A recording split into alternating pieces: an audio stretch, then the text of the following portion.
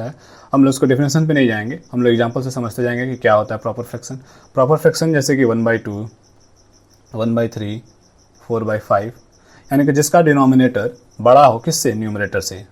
ये एक टर्म में कह सकते हैं। दूसरे टर्म में कि न्यूमरेटर n से मैं न्यूमरेटर को डिनोट करूंगा और d से डिनोमिनेटर को डिनोट करेंगे। n अगर छोटा हो किससे, डिनोमिनेटर से, तो वो फ्रैक्शन क्या होगा, प्रॉपर फ्रैक्शन होगा। यानी कि न्यूमरेटर छोटा होना चाहिए डिनोमिनेटर, तो वो क्या होगा, प्रॉपर फ्रैक्शन होगा।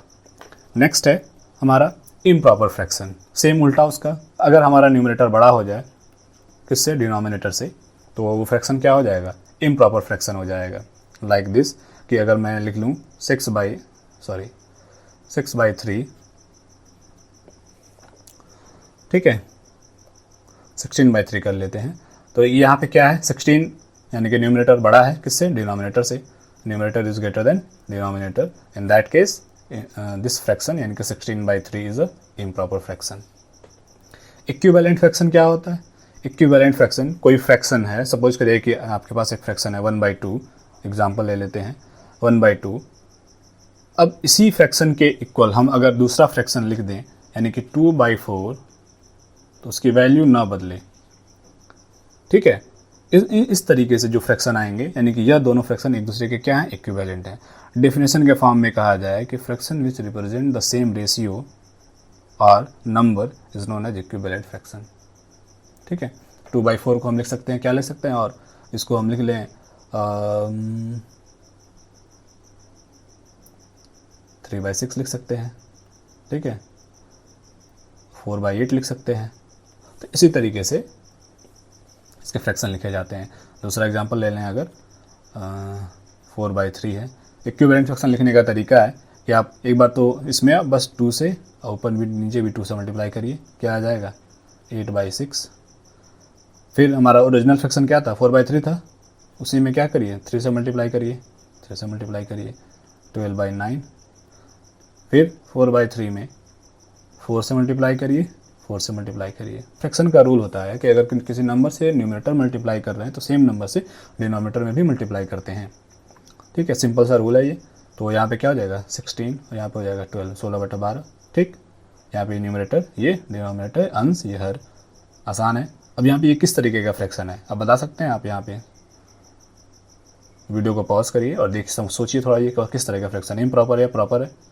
हाँ, क्या है ये, इम्प्रॉपर फ्रैक्शन है। क्यों, क्योंकि numerator is greater than denominator, ठीक है। यहाँ पे क्या है, ये फ्रैक्शन कौन सा फ्रैक्शन है, प्रॉपर फ्रैक्शन है। क्यों, numerator is less than denominator, numerator छोटा है किससे, डिनोमिनेटर से, यानी कि अंश छोटा है हर से, यहाँ पे अंश बड़ा है हर से, इसलिए इस फ्रैक्शन को कहा गया है इम्प्रॉपर और इसको कहा गया ऊपर वाले को प्रॉपर फ्रैक्शन कहा गया। लेकिन हम यहाँ पे लिख क्या रहे हैं, इक्विवेलेंट फ्रैक्शन। क्वेश्चन पूछता कैसे है इस क्वेश्चन पे, लिख देगा कि right the 4 equivalent fraction of,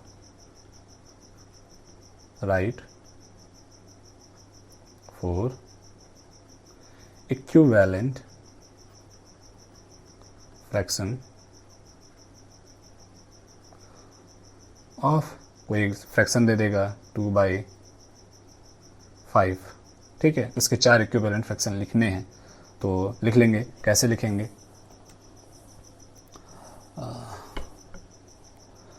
ठीक है, तो लिख लेते हैं हम लोग इसका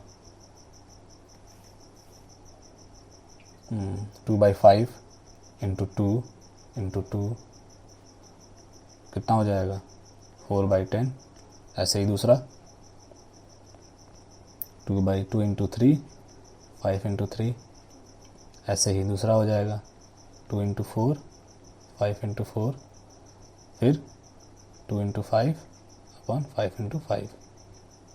यहाँ पे क्या हो जाएगा 6/15, यहाँ पे क्या हो जाएगा 10/25, यहाँ पे क्या हो जाएगा 8/20। इस तरीके से हम इसके फ्रैक्शंस को लिख सकते हैं, ठीक है। क्लियर है बात। तो आगे चलते हैं next, mix fraction. Mix fraction क्या है, जिस तरीके से जैसे इम्प्रॉपर फ्रैक्शन जो होते हैं, इम्प्रॉपर फ्रैक्शन के बाद ही मिक्स फ्रैक्शन आ जाते हैं, ठीक है।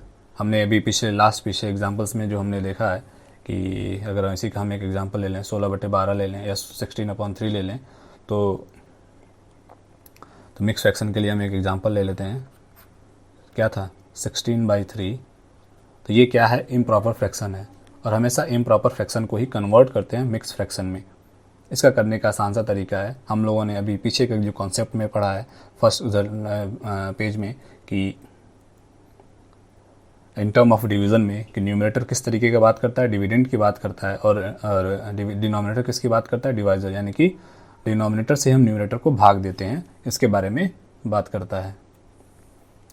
तो यहाँ पे भी यानी कि हमारा डिनोमिनेटर है, डिनोमिनेटर से हम न्यूमरेटर को भाग देंगे, यानी कि 16 को 3 से भाग दीजिए भाई, 15, 3 × 5 = 15, ठीक है, माइनस करेंगे 1 आएगा, ठीक। अब यहाँ पे मिक्स फ्रैक्शन लिखने में बस थोड़ा सा यही है कि जितनी बार टेबल पढ़े हैं, कितनी बार टेबल पढ़े हैं, 5 टाइम, यानी कि 3 का टेबल जो है, 3 का पढ़ा हम लोग 5 बार में पढ़ा, वो 5 हम लोग होल क्वांटिटी के फॉर्म में यहाँ लिखते हैं।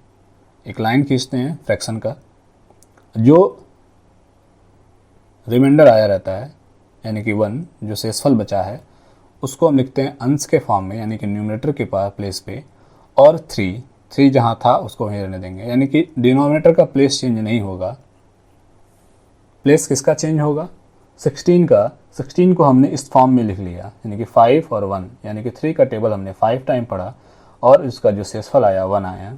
इसको हम लोग ऐसे लिख सकते हैं, लिखने का इसको अब यही, इसका जो क्वेश्चन अगर आ सकता है तो कैसे आता है, कन्वर्ट करने के लिए दे, कन्वर्ट मिक्स इनटू प्रॉपर या इम्प्रॉपर, जो भी देना आ जाए उसमें कन्वर्ट इनटू इम्प्रॉपर फ्रैक्शन में। अब यही कोई एग्जांपल दे देगा कि 6 होल 2/5 को कन्वर्ट करिए किस में, मिक्स में, सॉरी मिक्स में दिया है, इम्प्रॉपर में कन्वर्ट करिए। तो इसको कैसे करने का तरीका है, 6 × 5 + 2/5 कितना आ जाएगा, 32/5, ठीक है, क्लियर हुआ। लाइक फ्रैक्शन क्या है,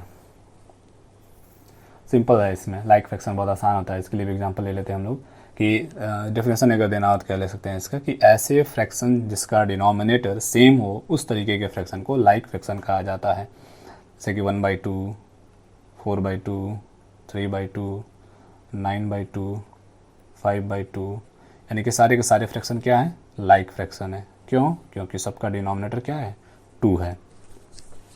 एक और एग्जांपल ले लें अगर हम, तो क्या ले लें एग्जांपल, ऐसे ले लेते हैं 1/5, 2/5, 3/5,